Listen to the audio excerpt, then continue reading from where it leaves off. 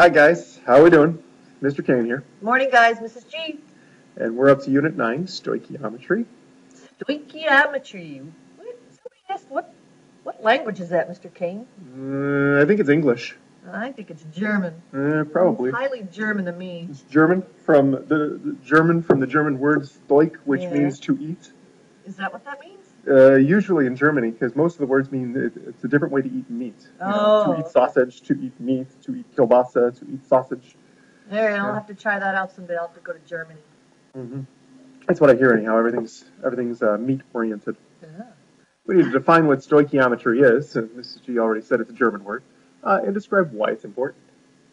We need to relate stoichiometry to balanced chemical equations. Balanced chemical equations. Oh, yep, balanced. That was the thing that we just did. Yep, that's why we learned it first. It's not too hard either. We identify and solve different types of stoichiometric problems, and these are mole-to-mole ratio problems. All right. Mass volume particle to mole ratio problems. All right. And we also do something called limiting reactants and percent yield. All right. So those are the different types of stoic problems. Sounds good. And at least percent yield sounds like it's going to be easy, right? Yeah, percentage, part over whole times 100. So that's going to be good. It's got to be similar to that. The other 2/3 sounds like mole problems. Yeah. On anabolic steroids. Okay. Just early in the morning. Mm-hmm. You want to make a cheese sandwich. You only want one piece of cheese and 2 slices of bread. Okay. How many sandwiches could you had only 7 slices of bread? Well, 2 slices of bread per sandwich. So I'd be able to make 3 sandwiches with left over. Is that correct? 7 slices. And like you said, you have 2 slices per one Sammy. Oh my goodness, you are doing dimensional analysis to figure out how many sandwiches we can make. Yeah, so we can get 3.5 Sammys. Well, true, I wasn't thinking of that last. I suppose you could cut it in half. I suppose you could cut it in half, but if you wanted whole sandwiches, you'd have to say, sig fig rules don't matter here, so we go 3 counted Sammys, because these are counted numbers, so there's no sig figs in here anywhere. So I could have said 3.5 Sammys. Okay. But, cut that 1 slice in half. We're going to say 3 Sammys, because we want whole Sammys. Okay. Maybe we're having a party. A little cheese sandwich party. It's a pretty cheap party. It's a cheesy. Okay, so what if there were only 6 pieces of cheese? How many Sammys could we make then? So 6 pieces of cheese along with the 7 slices of bread? No, I think this is just a completely separate button.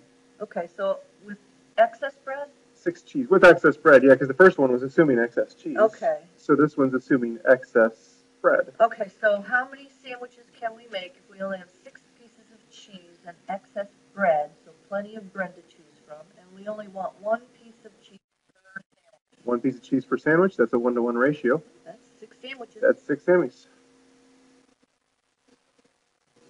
That's easy. That's easy.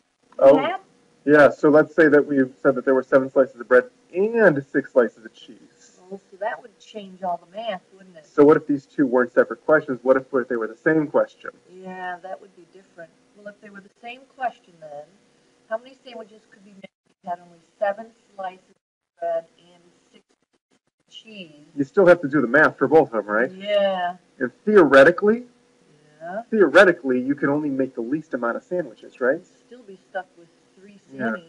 So theoretically. Yeah, the bread would tell you how much you could make. You ran out of bread. You ran out of bread, so theoretically you could only make 3 Sammys. Oh, okay. I'll bet that's the limiting part. Okay. Okay. This is shaping up to be an interesting unit. Because the thing that limits me, this limits me. Yeah. The amount of bread that I have, I don't have enough bread. Right. So maybe we need to go to the store and buy some bread. Guess so. Walmart's right down the corner. So this equation tells me that I need 2 moles of sodium and 2 moles of water to completely react to make 2 moles of sodium hydroxide and 1 mole of hydrogen gas. Okay, so this is a mole-to-mole ratio with the number of moles of substance, correct? Sounds right. Another way to look at it, though, is to say that I need 2 sodium atoms and 2 water molecules to give me 2 formula units of sodium hydroxide and a molecule of hydrogen. So there's a couple of ways, terminology speaking, that you can say this balanced chemical equation. And one of them is the tiny little pieces like that. Like atoms and molecules and formula units. And then one of them is my way, where we can start using mole ratios. Okay. So you can use either term that you want. Yeah, okay. You could use dozens too, right? Ooh, some old guys. Stoichiometry. Who's that? Joseph Black and Daniel Rutherford? The guy on the left is George Washington. And then the other guy looks kind of like Jefferson. Yeah, they do look like Washington and Jefferson, don't they? All right. These are the forefathers of, not of our nation, but of stoichiometry. It turns out that stoichiometry is a branch of chemistry. Oh, so it's not German like I thought. It kind of originates from the Greeks. All right, so stoichiometry deals with quantities of substances and chemical reactions. Basically, it deals with measuring them. Things to remember: 1 mole is the molar mass. 1 mole is 6.02 times 10 to the 23rd particles, and 1 mole is 22.4 liters of gases. So that's all part of our molepeller. That's all part of the molepeller, and we've done that before. Yep. Okay. Mole ratio problem example. Commercial ammonia is prepared. This is a big industry. Did you know that? Yeah, it's some German guy named Haber, I believe, right? Yeah, the Haber process. This is where the Germans come in. Yeah. So this guy Haber invented this process. So this is a balanced chemical equation. Make sure you always look to see that it's balanced, right, Mr. Yeah, you got to double check to make sure it's balanced. 2 nitrogens, 6 hydrogens, 6 hydrogens. Okay. Because if you don't have a balanced chemical reaction, you can't actually do stoichiometry. Correct. How many moles of hydrogen gas are necessary to make 312 moles of ammonia, assuming excess nitrogen? All right, so Mr. King, do me a favor. Underline assuming excess nitrogen, because that's an important piece of this puzzle. It's assuming that we have plenty of it, right? That's what excess means. We have lots. Lots and lots. Lots and lots and lots. This is not technically going to be a limiting excess problem, which we will get into later in the video, right?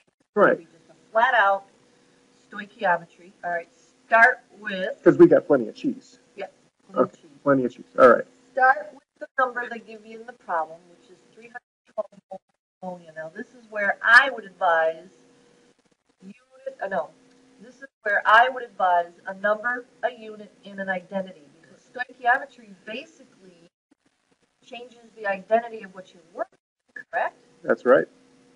Okay, so I don't have to mess with molar mass because I'm already in the language of moles, the language of the balanced chemical equation. From the balanced chemical equation, the mole-to-mole ratio for every 3 moles of hydrogen gas, I will produce 2 moles of ammonia gas. Okay. Well, I don't have 2 moles of ammonia gas. I have 312. So I need to write the mole-to-mole ratio appropriately to convert from ammonia to hydrogen. Balanced chemical equation, correct? So 3 moles of hydrogen. 3 moles of hydrogen for 2 moles of ammonia. Okay. That takes care of my moles of ammonia because they cancel, and I'm left with moles of hydrogen. Right. And since it's not asking you for mass of, the hydrogen, done. Okay, so I can just hit equals 312 times 3 divided by 2. Times 3, we get 468? 468 moles of hydrogen. All right, so let me look at this for a little bit. Start with the number, which is always what we've preached every time we've ever done dimensional analysis. Start with the number. Start with the number they give you. Would strongly advise number, unit, and identity, because that ratio there from the balanced chemical equation changed your identity from ammonia to hydrogen gas. Okay, so that's the stoichiometry part, isn't it? All right, so the stoichiometry part is the part where I actually am using this ratio, which I got from the balanced chemical equation. That's why we learned how to balance first. Okay. Hey, everything in its order. All right, how much oxygen is formed by the following reaction if 1.34 moles of hydrogen peroxide decomposes completely? All right, so there's the chemical reaction. It appears balanced. There's coefficients. Yep, 2 times 2 is 4 hydrogens, 4 hydrogens. Yep, it's balanced. Okay. So We're going to start out by doing exactly what they told us to, 1.34 moles of hydrogen peroxide. Number and identity, okay. And we're going to multiply this by a ratio. From the balanced chemical equation, right? Right. We need the mole ratio between oxygen and hydrogen peroxide. Okay. So it looks like there's 1 mole of oxygen gas for every 2 moles of hydrogen peroxide. Okay, one quick question, Mr. King. In the previous problem, we underlined that excess whatever. Mm-hmm. I don't see that word in here. How come? You don't need excess because this is a decomposition reaction. It's stoichiometrically the same format. It's going to use the same method to solve it, but the need for excess is not there because you don't need any excess reactants. Right. You don't have any. You just have the one. You're going from reactant to product. I've got this 1 mole of oxygen to 2 moles of hydrogen peroxide ratio, so I'm going to put 2 moles of hydrogen peroxide on the bottom and one mole of oxygen on the top here. And as you can see, the moles of hydrogen peroxide are going to cancel each other out. They say how much oxygen. I think I'm assuming moles when they ask that. Okay. It'd be easy enough to put in the grams if they asked for grams, wouldn't it? That would Right. be just 0.670 times 32. Yeah. Here, let me back it up just a step here. If we get 0.670 moles, if we were actually going to try and do this in grams, if we assumed grams, like you said, moles of oxygen to grams of oxygen, 1 mole is 32 grams. So we get a slightly different answer there. Wait, wouldn't that be... Oh, no, that'd be 1 mole. Is that 1 right there on the 1 mole? Is that from the balanced chemical equation? Nope. No. 1 mole is 32.0 grams. That's the molar mass. That is the definition of molar mass. Yep. So the balanced chemical equation only plays into the stoichiometry ratio, correct? Yes, this is right. the stoich ratio. This is the stoich ratio right here. Okay. And it's a stoich ratio because I got it from the balanced equation. You know, this is a molar mass. Molar mass. All right. So another question that could be asked is how much water is formed? So in a balanced chemical equation, they could give you anything and ask you the quantity of something else. Right. Because now we're going from a reactant to a different product. Mm-hmm. Okay. So we'd start out with the same 1.34 moles of hydrogen peroxide. Okay. Because they didn't change that on us. And our stoichiometry ratio is going to be slightly different. Yeah. This time we want to know about hydrogen peroxide and water. So we're going to look at hydrogen peroxide and water. Okay. Okay. Which happens to be a 2-to-2 ratio, which means that I'm going to put 2 moles of hydrogen peroxide on the bottom and 2 moles of H2O on the top. Okay. 2 over 2 is the same as 1 over 1. Yeah. So we're going to get 1.34 moles of water. Okay. As a final answer here. Oh. All right. Homework. Show all your work. This is important. Include your units and the identity. Circle your answers.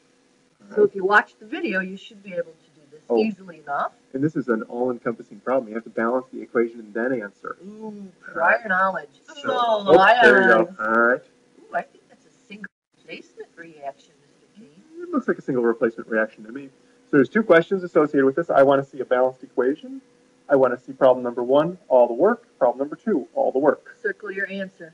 Mm-hmm. And again, number, units, and identity. The stoichiometry, we're going to practice, but it's tough. You got to keep track of it.